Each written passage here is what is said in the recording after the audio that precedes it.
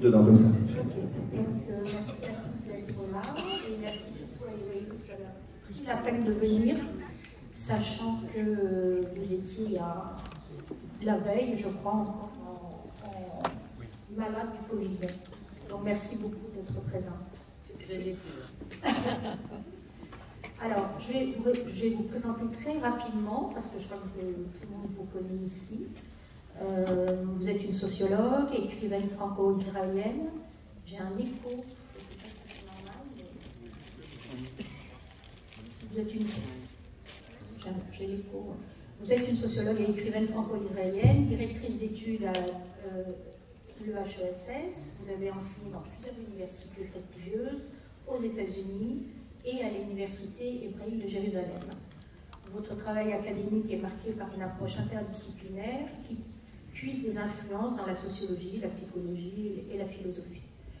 Vous êtes l'auteur de 15 livres, traduits en 25 langues. Vous avez publié plusieurs ouvrages influents, dont les derniers avec Apicratie, avec Comment l'industrie du bonheur a pris le contrôle de nos vies, en 2018 avec Edgar Cabanas, Les marchandises émotionnelles, L'authenticité au temps du capitalisme en 2019, La fin de l'amour, enquête sur un désarroi contemporain en 2020, et je ne les énumère pas tous, bien évidemment.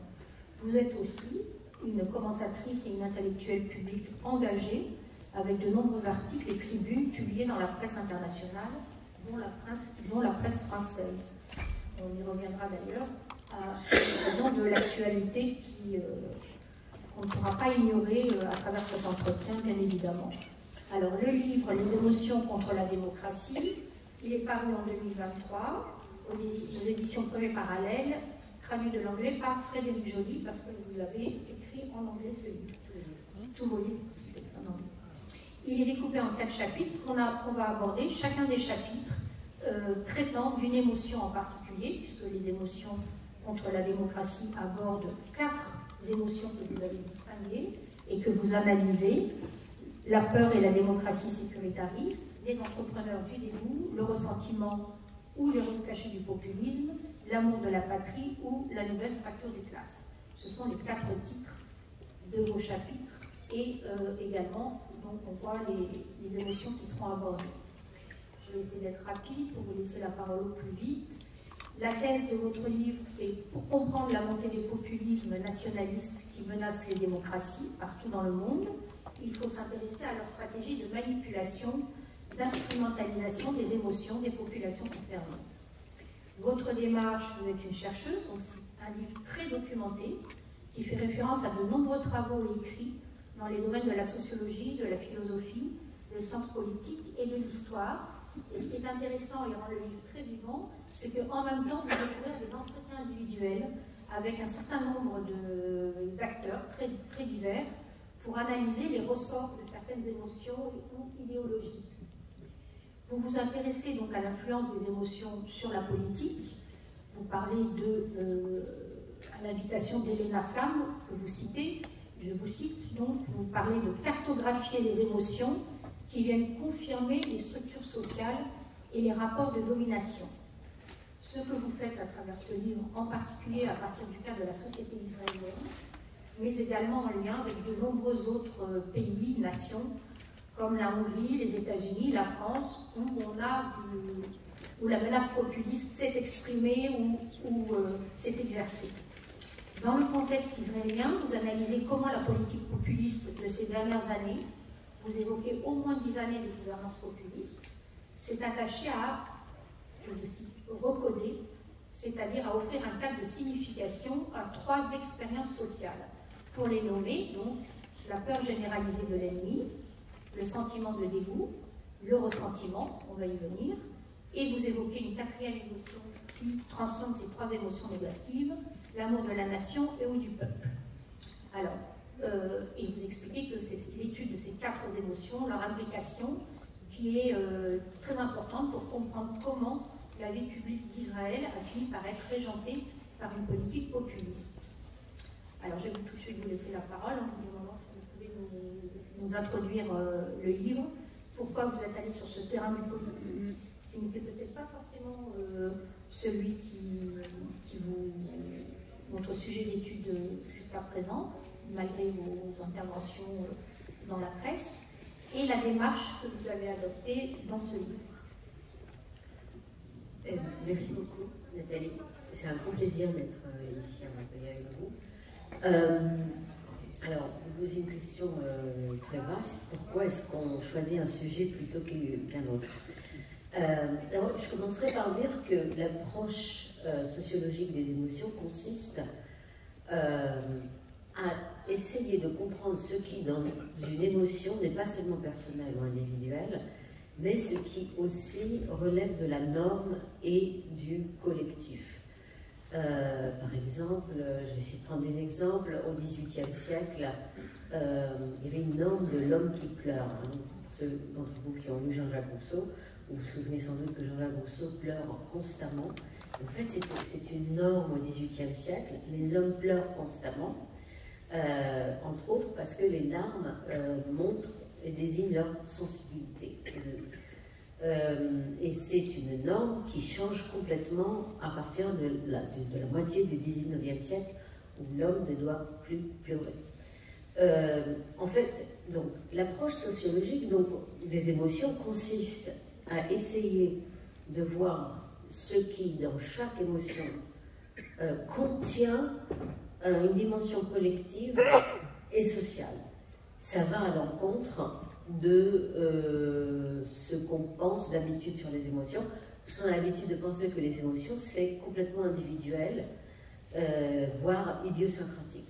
Et donc, dans ce sens-là, si vous voulez, c'est pas extrêmement différent de dire, et d'essayer de comprendre, comme je l'avais fait par exemple dans mes travaux antérieurs, j'avais essayé de comprendre qu'est-ce qui, dans l'amour, dans le sentiment amoureux, donc l'amour, on pense à l'amour en général comme un sentiment universel, et j'essayais de montrer comment les pratiques et le sentiment amoureux changent complètement à partir de la fin du XIXe siècle, entre autres à cause de l'impact du capitalisme. Donc ça, c'est des travaux que j'avais faits antérieurs.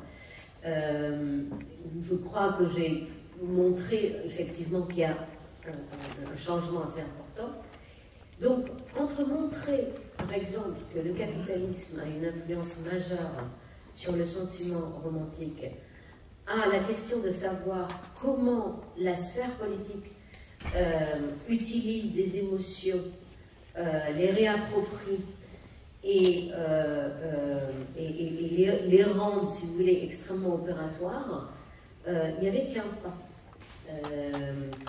Donc ça, c'est la première chose. La deuxième chose, c'est que, étant israélienne, j'ai constaté ce que j'appellerais une détérioration du discours public, une détérioration de la politique même, de la confiance que les citoyens avaient dans la politique. Et c'est ça qui m'a amené à m'intéresser au phénomène du populisme. Et il me semblait que Netanyahou avait été un des grands pionniers, en fait, de cette grande vague populiste qui traverse le monde.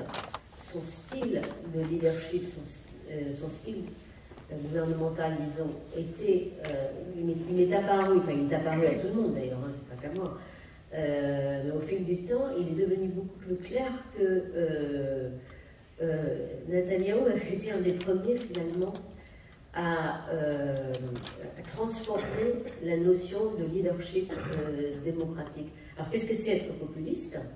C'est, ça a l'air, le mot populisme est parfois un peu problématique parce que il ne donne pas vraiment à voir ce que le populisme contient de dangereux. Le populisme, d'abord, il faut comprendre ça comme une sorte d'antichambre à l'autoritarisme, ou d'antichambre, ou alors comme une forme politique qui accompagne l'autoritarisme. On voit ça très bien en Hongrie avec Orbán. Et le populisme, ça consiste à utiliser, à exploiter, à parasiter les institutions démocratiques et les valeurs démocratiques pour mettre, et au nom du peuple, donc d'où le nom de populisme, mais pour, en fait, undermine, pour, excusez-moi, hein, c'est le mot en anglais qui me vient, pour corrompre, en fait, pour fragiliser, exactement, pour fragiliser et même nier la démocratie elle-même. Et on le fait aussi, c'est-à-dire on invoque le peuple, on se dit représentant du vrai peuple, il s'agit toujours d'un vrai peuple, le vrai peuple est contre des élites qu'on présente comme des élites corrompues. Et ces élites corrompues, ça peut être, en général, c'est devenu la gauche libérale, la gauche qui soutient les mouvements LGBTQ, la gauche qui soutient les minorités. En fait, donc le populisme consiste à créer un antagonisme au sein de la société.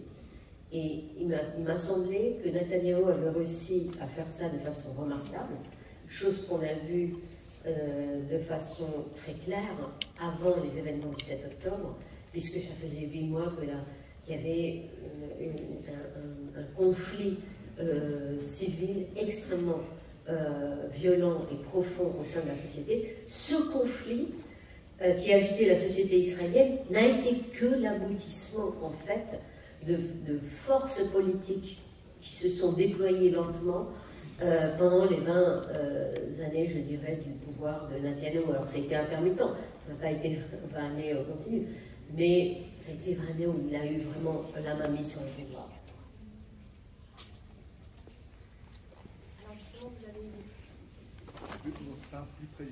Vous avez évoqué justement les événements du 7 octobre, donc il faut rappeler que votre livre a été écrit avant les dernières élections législatives. Donc, il a apporté d'ailleurs rétrospectivement un éclairage sur ces fractures dont vous venez de parler. Depuis le 7 octobre, on ne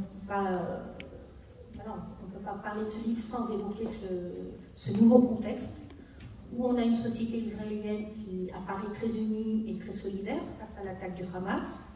Et en même temps, on voit bien la colère des familles des victimes, et pas seulement, le sentiment d'abandon qu'elles ont exprimé, et le fait, l'échec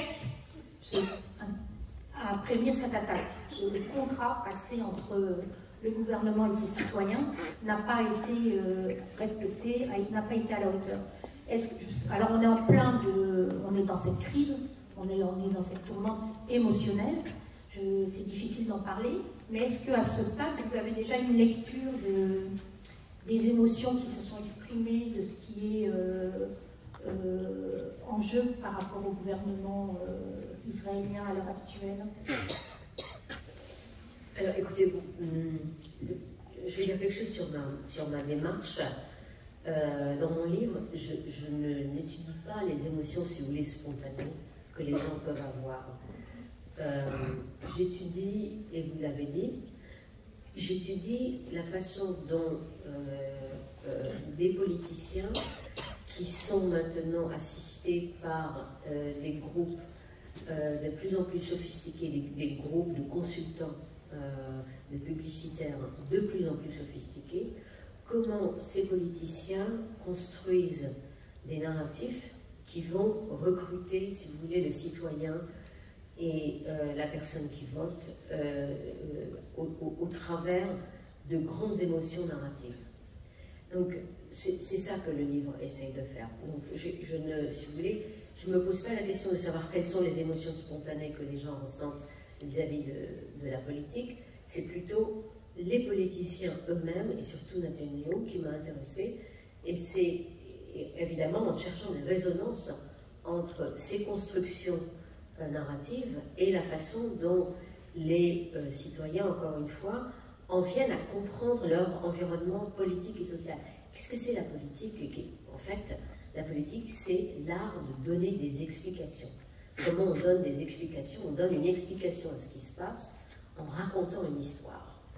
Et Netanyahou, par exemple, en 1996, il avait rencontré le grand consultant américain Finkelstein, qui lui avait dit, pour gagner, il faut que l'histoire soit une histoire entre les Juifs et les Israéliens.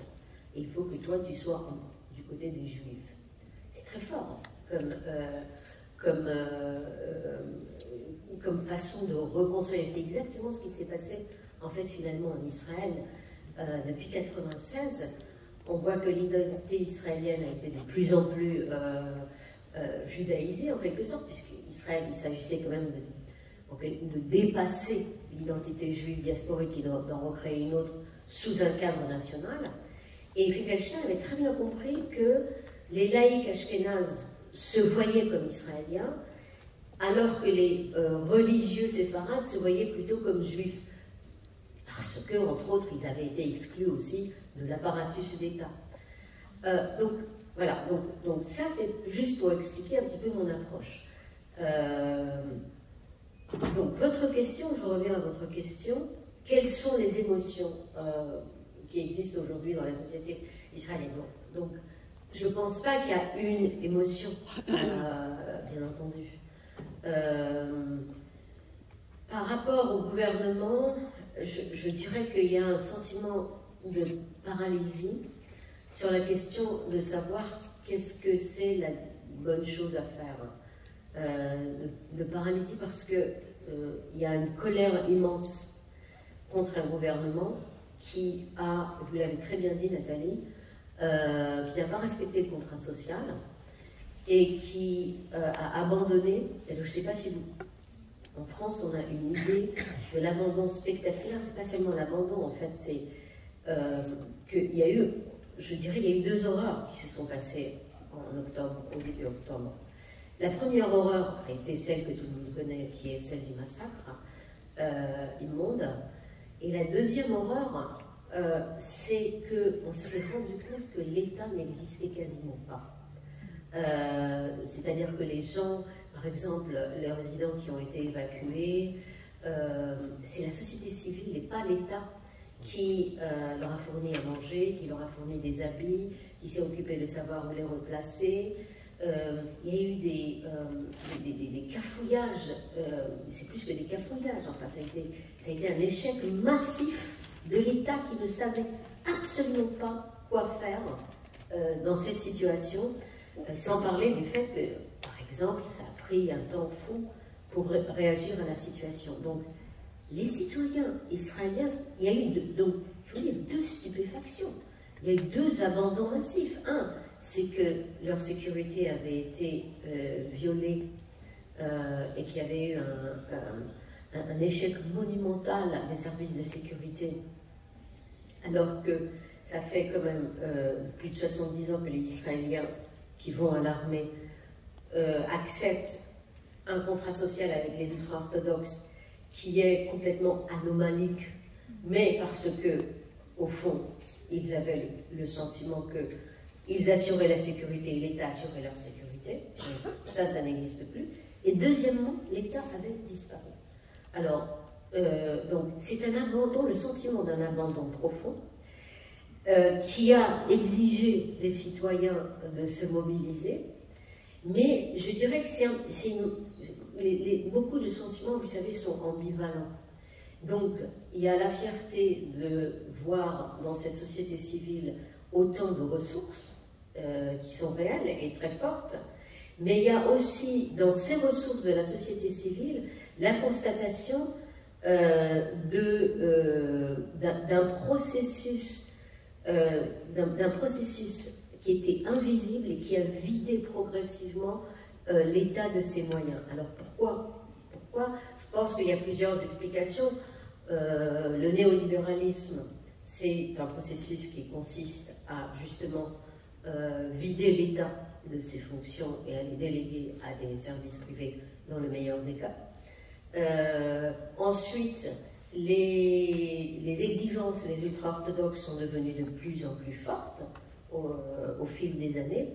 Tout ça ne pouvait pas se faire sans qu'il y ait des résultats. Et ces résultats, normalement si vous voulez, pour voir ce genre de résultats, ce sont des processus lents qui, à un moment donné, deviennent trop importants. Et c'est très rare qu'il y ait des événements uniques qui permettent de voir de façon aussi instantanée et immédiate qu'est-ce que 20, 30 ans de politique erronée, qu'est-ce que ça fait à une société en entier. C'est ça qui se passe aujourd'hui en Israël. Donc je pense qu'il y a un sentiment d'abandon, un sentiment de grande tristesse, bien sûr de tristesse pour ceux qui sont morts de façon aussi infâme, mais aussi parce qu'il y a cette réalisation qu'il va falloir reconstruire énormément de choses en Israël, dans le meilleur des cas. Merci Eva. Alors, je vais essayer de revenir un petit peu dans le livre pour que les personnes qui sont là puissent avoir une idée de la teneur du livre, mais on va renvoyer quand même régulièrement à la situation, parce que, en fait, quand on lit ce livre écrit bien avant, il renvoie sans arrêt à une lecture de ce qui se passe actuellement, et il interroge sur la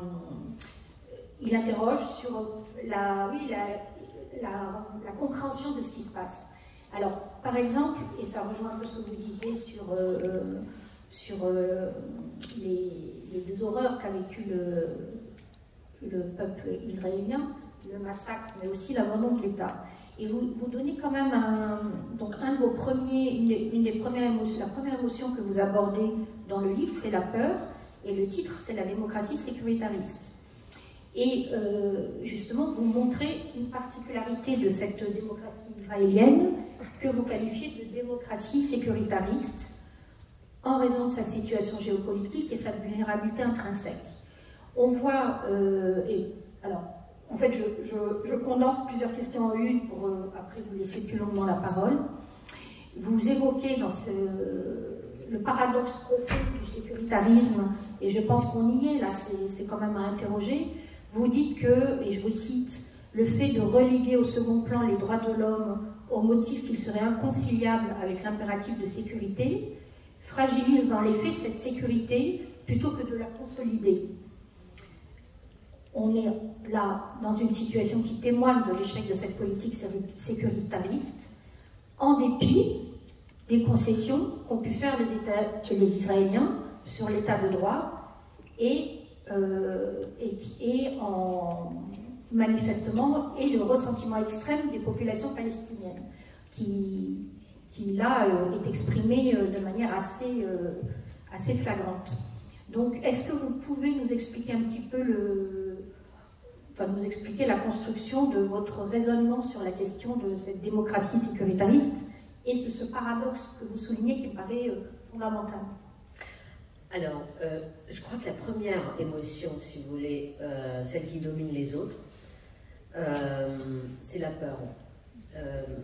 Celui qui contrôle la peur dans l'arène publique contrôle l'arène publique. S'il arrive à convaincre, bien sûr. Israël, alors le peuple juif vit avec, au moins avec la mémoire, une mémoire longue, la mémoire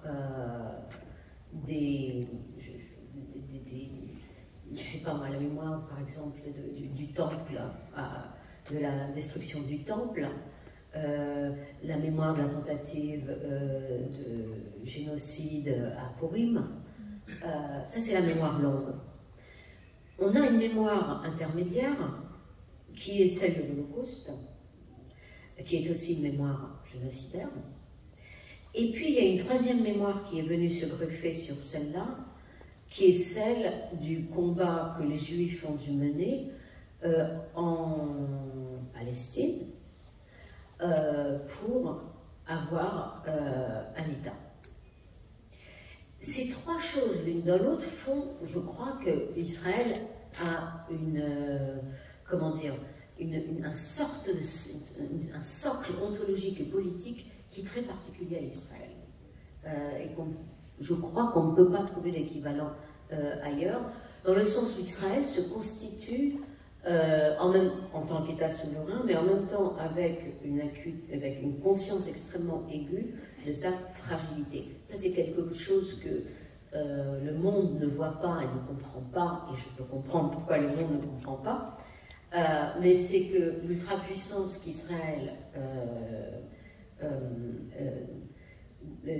donne à lire est accompagnée en fait d'un sentiment d'insécurité ontologique très très profond.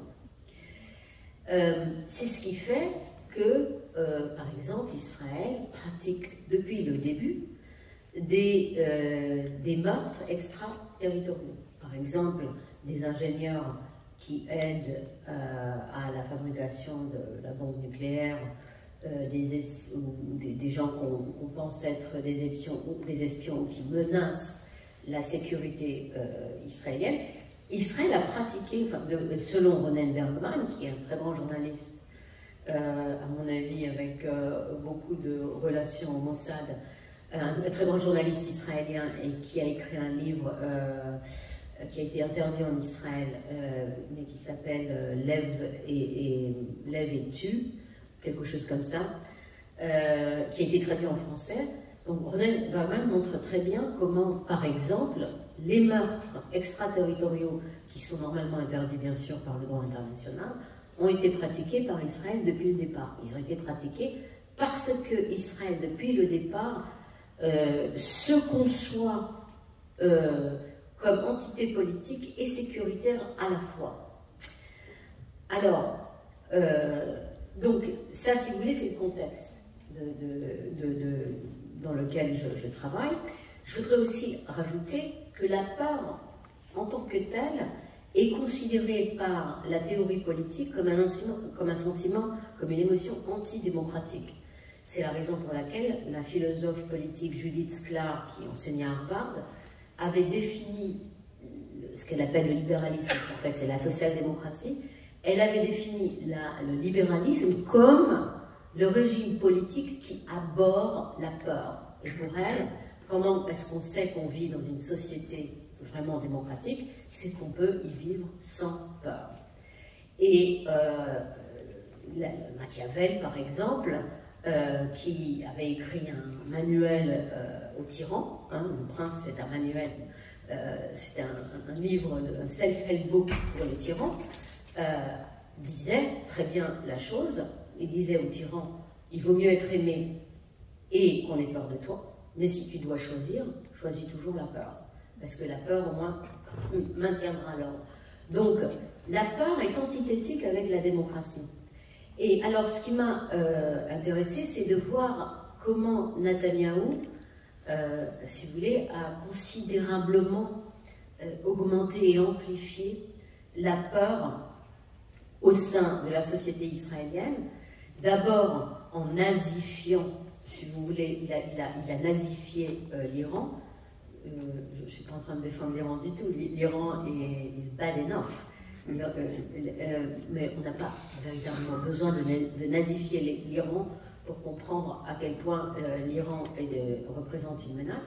Il a nazifié l'Iran, il a nazifié les Palestiniens au sein de la société israélienne, et par, je dirais, contamination, il a aussi délégitimé donc la gauche pro-palestinienne au sein d'Israël. C'est la raison pour laquelle c'est devenu un slogan ou une phrase complètement acceptée aujourd'hui de dire que les gens de gauche sont des traîtres. Les gens le disent et y croient.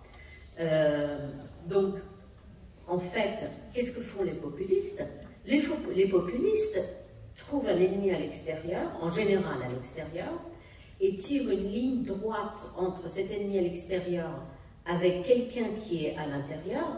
C'est souvent un ennemi politique, mais on va associer l'ennemi politique avec l'ennemi extérieur, et à partir de ce moment-là aussi, on va justifier la suspension ou l'affaiblissement de beaucoup de droits de l'homme. Alors, moi, je me suis appuyée sur des recherches qui ont été faites et qui montrent que, contrairement à ce qu'on peut penser, quand on affaiblit les droits de l'homme à l'intérieur d'un pays, il n'y a pas plus de sécurité, il y en a moins.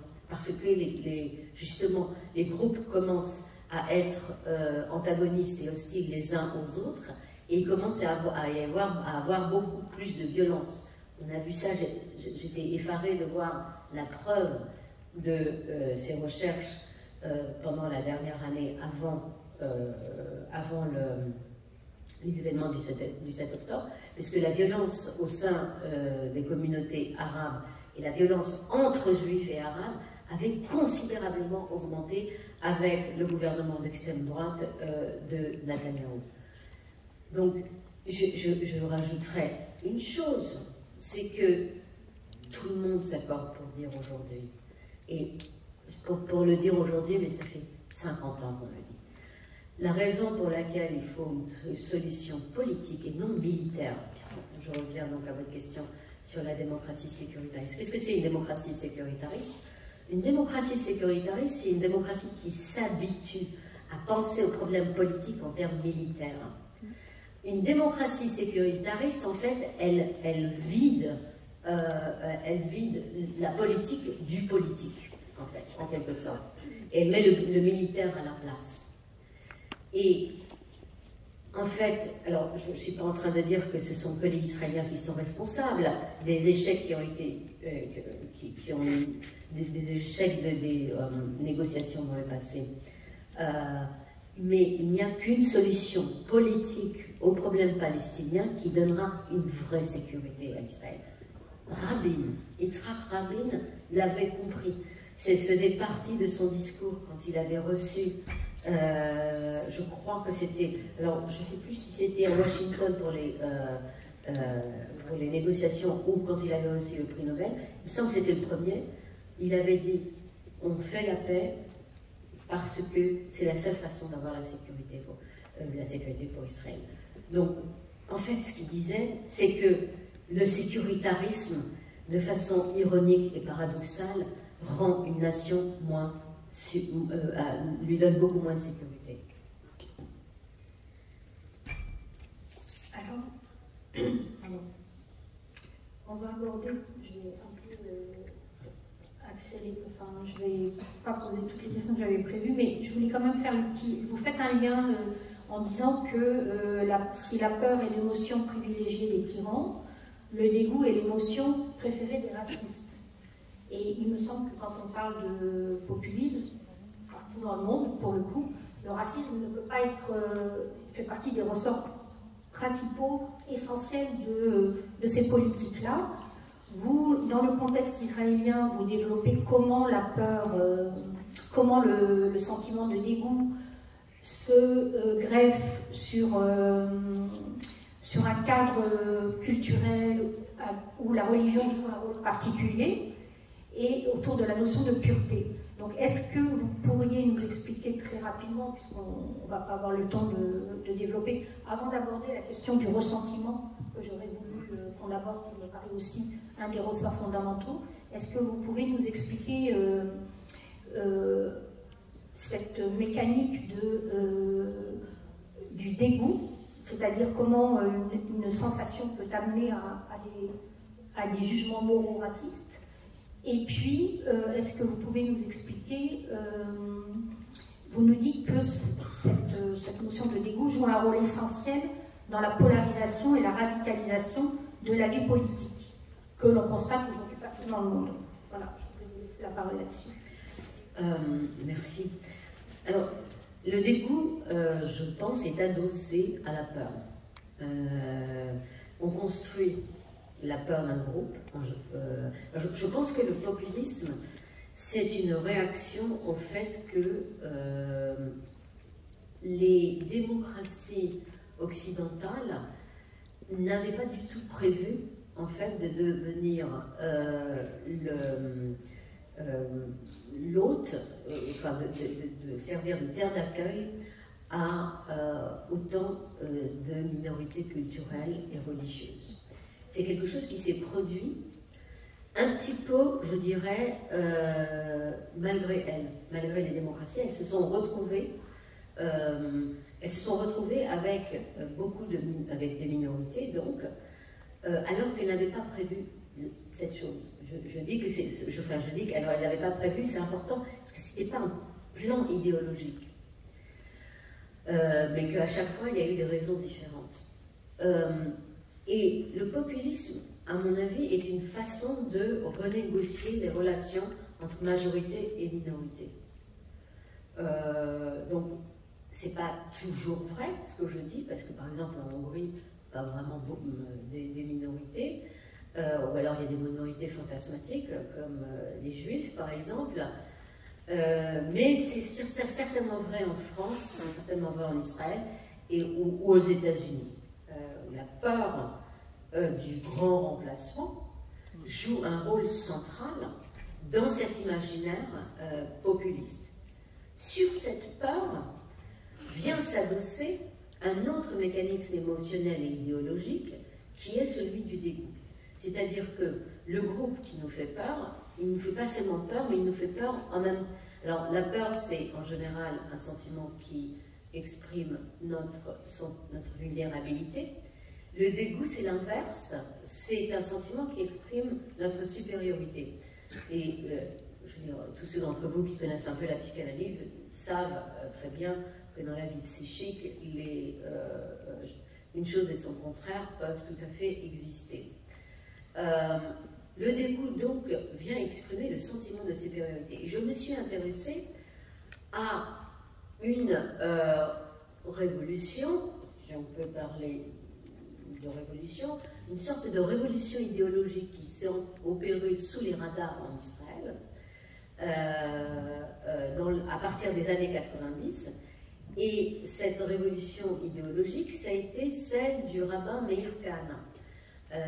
Le rabbin Meir Kahana était un rabbin raciste américain qui, à mon avis, avait amené les théories raciales des États-Unis et les avait mélangées à la notion de, si vous voulez, de séparation des groupes dans le judaïsme, et les avait amenés en Israël.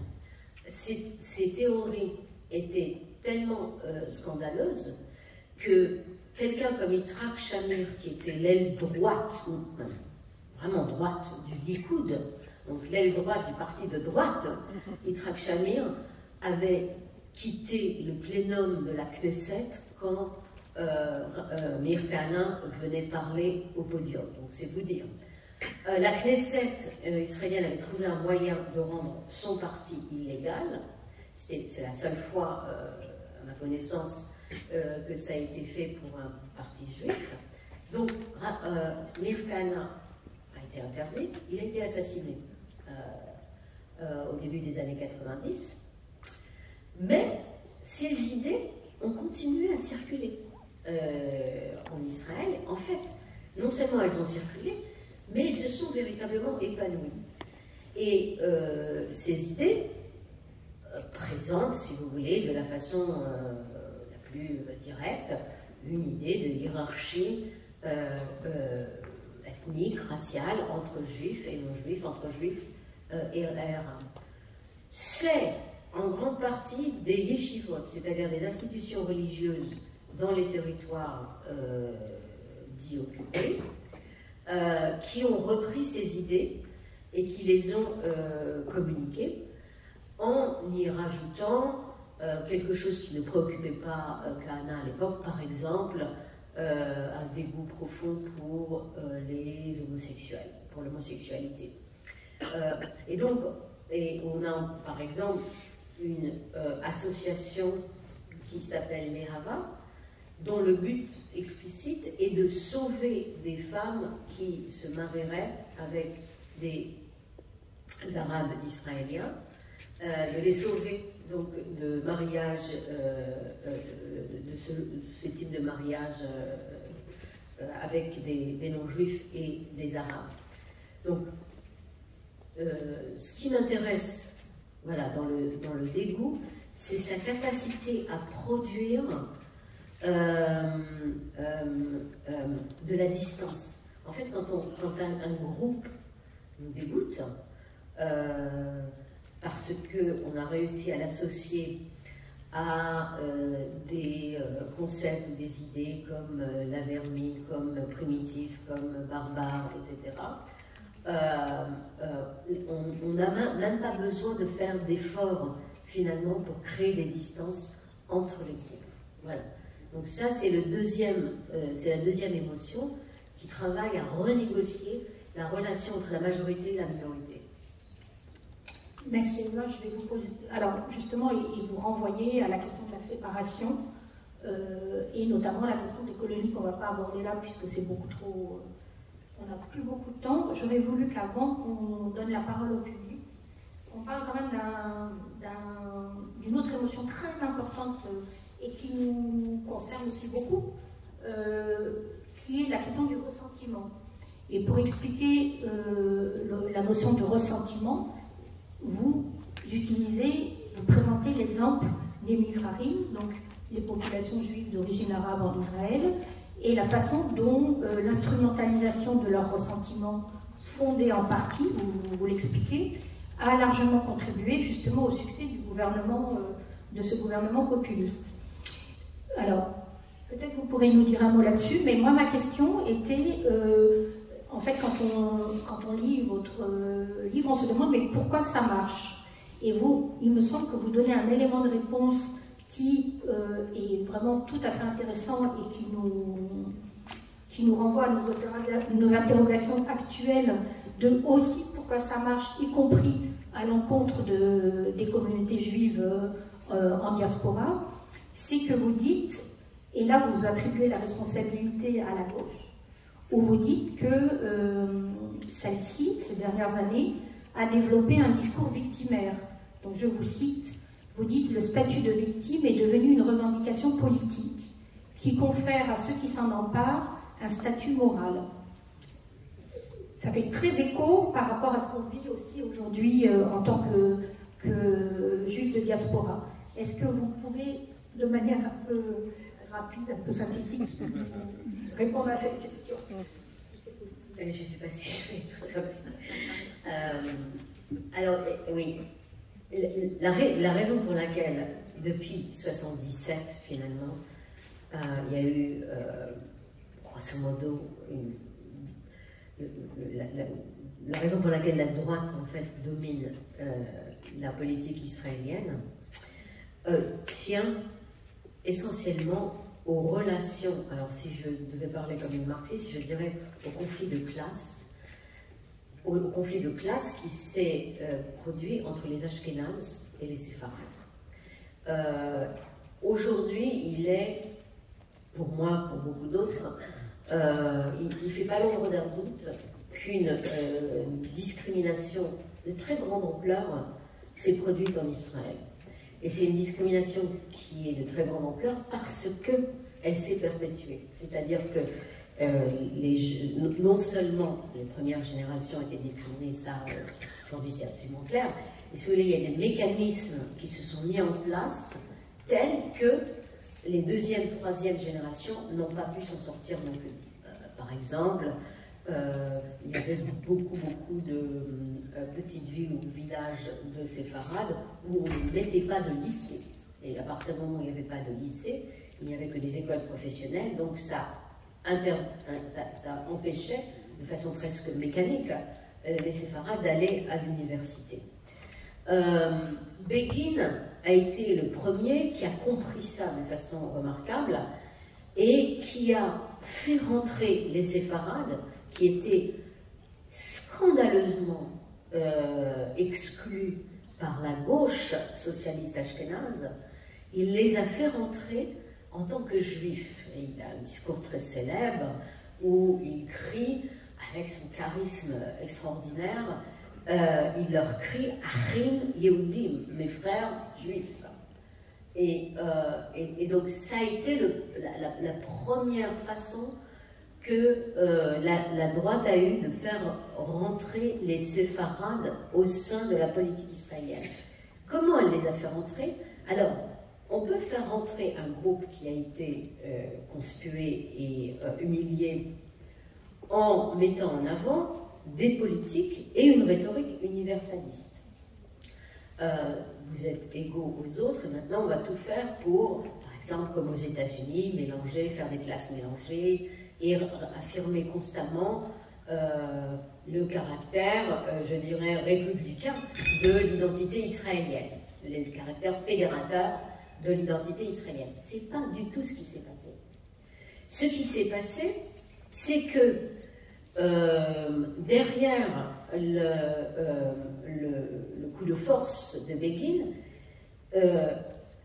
s'est constitué le parti politique Shas, ultra-orthodoxe, séfarade, qui a en fait utilisé très vite une rhétorique très forte du ressentiment. On peut comprendre. Le ressentiment pour moi est une émotion qui est politiquement extrêmement ambivalente parce que c'est une émotion démocratique.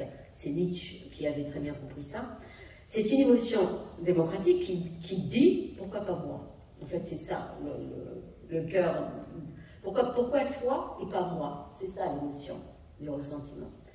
Shas, qui est un parti ultra-orthodoxe, a en quelque sorte une influence considérable sur le Likoud, qui s'est considérablement droitisé et qui a aussi commencé à avoir recours à la même rhétorique du ressentiment. Et ça va être le moment où le Likoud, qui était un parti ashkénaze, c'était un parti ashkénaze, quasiment tout l'apparatus, tout l'establishment du Likoud était ashkénaze, les gens qui votaient Likoud étaient ashkénazes, et c'est à partir de ce moment-là que le Likoud commence à changer d'identité. C'est à partir de ce moment-là que les princes, ce qu'on appelait les princes du Likoud, quittent les ashkénazes, quittent le Likoud, la base commence à devenir entièrement séfarade. Quasiment, je dirais quasiment entièrement séfarade. Donc, le ressentiment, et alors c'est un ressentiment qu'on va garder. C'est-à-dire que les deuxième, troisième et quatrième générations d'Israéliens parlent aujourd'hui encore, c'est absolument fascinant. Quand il y avait cette réforme de la Cour suprême en Israël, qui n'est pas finalement passée, un des arguments essentiels qui était entendu dans la rue et dans les journaux, c'était il n'y a jamais eu, ou quasiment jamais eu, de juge à la Cour suprême séfarade. Alors que, pour ceux qui ne le savent pas, les séfarades constituent plus de 50% de la population. Il faut le faire quand même.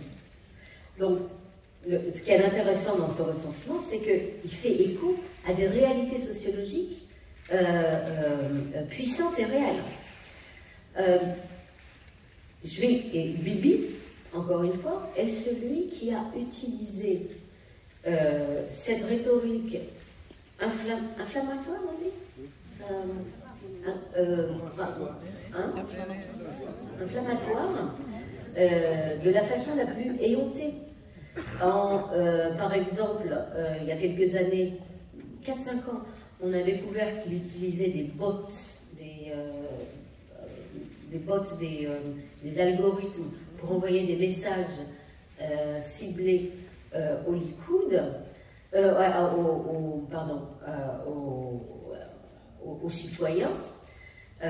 Donc c'est censé être une méthode illégitime. Et il a, au lieu de s'excuser, au lieu d'assumer, etc., il a tout de suite fait une vidéo disant « Ils nous ont traités, ou ils vous ont traité d'abord de primitifs, de barbares, d'imbéciles, d'idiots, et maintenant ils vous traitent de bots. » Donc, Netanyahou est très différent de Begin. Il faut quand même le souligner, parce que Begin, quand le moment était crucial, Begin était toujours un rassembleur, et Begin croyait à l'unité profonde du peuple juif. Begin n'aurait jamais pu serrer la main d'un antisémite comme Netanyahou l'a fait, il a serré la main de plusieurs antisémites. Donc je tiens quand même à souligner la différence profonde entre... C'est Begin qui a commencé, mais celui qui a donné une dimension véritablement machiavélique à ce ressentiment dans la politique israélienne, c'est Netanyahou, précisément parce que Netanyahou n'a absolument jamais eu à cœur de préserver l'unité ou la solidarité du peuple juif, et à l'intérieur d'Israël, et entre Israël et les diasporas. Merci. Merci infiniment, Madame Eva Illouz, on peut l'applaudir. Je suis un peu confus d'interrompre comme ça cette conférence. Je pense que c'était intéressant. Dans cette présentation, vous nous avez fourni une grille de lecture des populistes, parce que vous l'avez appliqué évidemment à Netanyahou Israël, mais on pourrait parler du Trumpisme, on pourrait parler de l'extrême droite, on pourrait parler de l'extrême gauche. Voilà, et donc ce sera utile de le consulter dans votre livre. Merci infiniment. Est-ce qu'il y a des questions? Une ou deux questions rapidement, parce que nous attendons Carlo Goldman et je ne voudrais pas qu'on prenne trop de retard sur le programme. Je vous ai fait peur, cette question aussi. Peut-être prendre du temps. Hein. Ah non, rapide s'il te plaît. Rapide. Oui, s'il te plaît. Parce que merci Madame Illouz pour votre conférence. Il y a plusieurs choses sur lesquelles... C'était pas des conférences, c'était une discussion. Discussion, question-réponse. Je ne peux pas être d'accord avec tout ce que vous avez dit, alors voilà, je veux le dire. Si je peux le dire rapidement, je vais essayer. Vous avez parlé de l'abandon de l'État au moment des événements du 7